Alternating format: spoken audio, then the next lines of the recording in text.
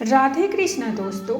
भगवान का आशीर्वाद। एक बार भगवान नारायण और माता लक्ष्मी लोगों की परीक्षा लेने के लिए ठंड के मौसम में मूसलाधार बारिश हुई संध्या में अत्यंत बूढ़े स्त्री पुरुष का रूप धारण करके पृथ्वी लोक में आए।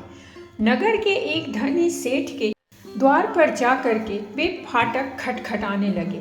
दरवाजा खोलकर सेठ जी ने जब उन्हें देखा तो बिगड़कर बोला, अरे कीचड़ सने पापों से सारे दालान में मिट्टी फैला दी, भागो यहाँ से।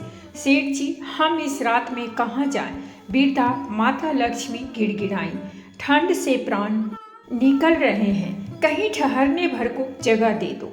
परंतु सेठ ने द्वार बंद कर लिया। उन दोनों को प्रकाश में सेठ के महल के पास ही एक टूटा फूटा सा घर दिखाई पड़ा।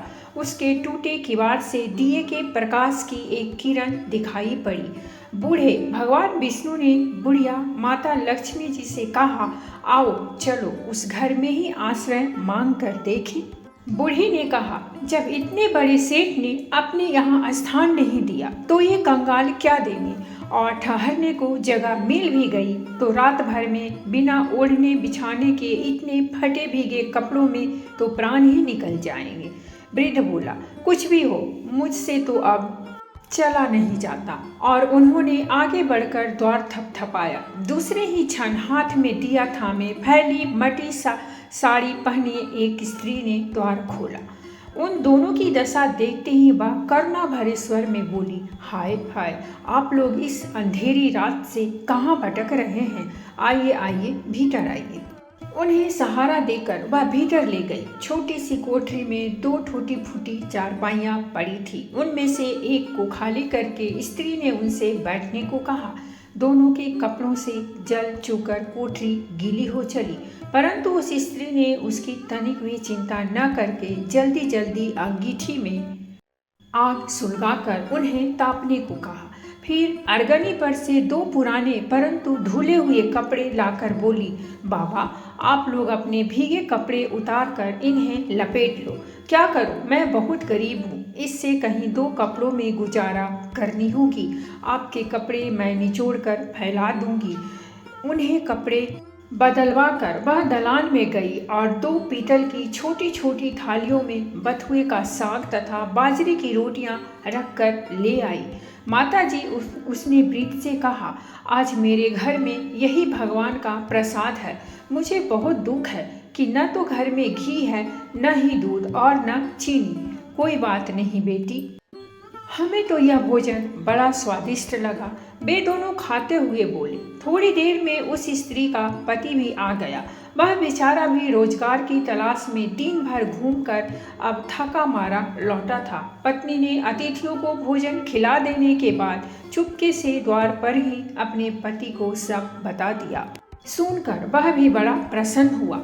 फिर दोनों ने अपने बिछौने उन दोनों वृद्धों को देकर उन्हें तो खाट पर सुलाया और खुद दोनों एक फटा टाट ओढ़कर धरती पर लेट गया।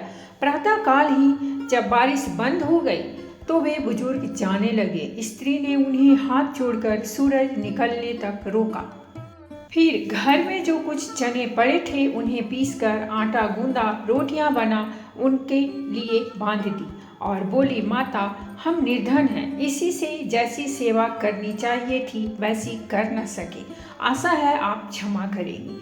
बूढ़ी माता लक्ष्मी ने उत्तर दिया, बेटी हम गरीबों की सेवा जो तूने की उसका फल तुझे भगवान देंगे। आज तू जो चीज छुएगी वह दिन भर खाली न होगी। वे लोग चले गए तो स्त्री को अपनी बथुए की हांडी को साफ करने की याद आई। रसोई में जाकर उसने हांडी उठाई तो देखकर आश्चर्य से भर उठी। उस हांडी में असरफियाँ भरी हुई थी। अब जो उसने उसे उलटकर रखा तो वह दोबारा भर गई। वह उन असरफियों को उठाकर रखती और हांडी में दूसरी भर जाती। दिन भर में उसकी कोठरी असरफियों से भर गई। बस फिर तो उसके पति ने उन असरफियों को बेचकर बढ़िया मकान ले लिया, एक कपड़े की दुकान खोल ली, घोड़ा गाड़ी खरीद ली और वे सुखपूर्वक रहने लगे। उस सेठ को जब यह समाचार मिली कि उसके निर्धन पड़ोसी एक रात में ही अमीर हो गए हैं तो उसने उस स्त्री तथा उसके पति को बुलाकर कारण पूछा। स्त्री ने सरलतापूर्वक सब कथा सुना दी। अब तो सेठ और सेठानी को रात दिन यही चिंता रहने लगी कि किसी प्रकार वे कारामाती बूढ़े और बुढ़िया मिल जाएं तो वे भी घर भर असरफियाँ प्राप्त कर लें। देवता तो लोक की इच्छा करते ही मनुष्य के हृदय की बात जान लेते हैं। एक रात जब बहुत जोरों की बारिश हो रही थी और ओले भी पड़ रहे थे तो वही बूढ़े बुढ़िया फिर उसी सेठ के द्वार पर पहुंचे। द्वार पर खटखट सुनते ही सेठ ने बिजली के प्रकाश में से झांक कर उन्हें पहचान लिया और जल्दी जल्दी सेठानी को उन्हें लेने भेजा।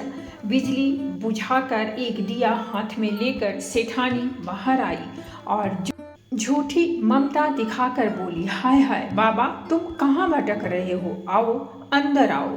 फिर घर की सबसे टूटी चारपाई पर उन्हें बैठा दिया। घर में अनेकों गर्म वस्त्र होते हुए भी वह उनके लिए 2 फटे पुराने वस्त्र ले आई और बोली, बाबा घर में इस समय यही उपस्थित है।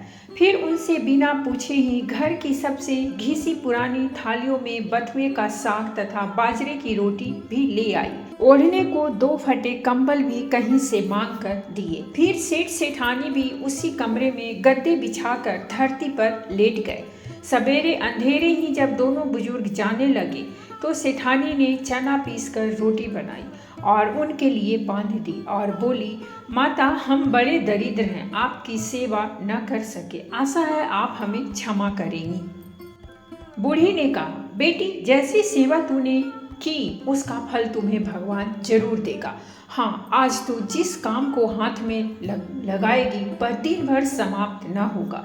उन लोगों के जाते ही सेठ सेठानी में झगड़ा हो पड़ा। सेठ चाहता था कि बथुए की हांडी मैं खोलूं और सेठानी चाहती थी कि मैं खोलूं। अंत में दोनों ने एक साथ हांडी पकड़ी। इस छीना झपटी में हांडी टूट गई और कमरे में बथुआ ही बथुआ बिखर गया। सेठानी झाड़ू लेकर कमरा धोने लगी।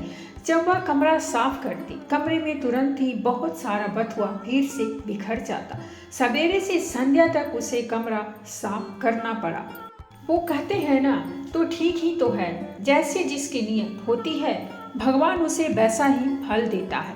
तो दोस्तों, ये थी हमारी आज की कहानी और अगर कहानी अच्छी लगी हो तो प्लीज़ हमारे चैनल को सब्सक्राइब कीजिए, वीडियो को लाइक और शेयर जरूर कीजिए। कहानी सुनने के लिए बहुत बहुत धन्यवाद। मिलते हैं हमें नई कहानी के साथ।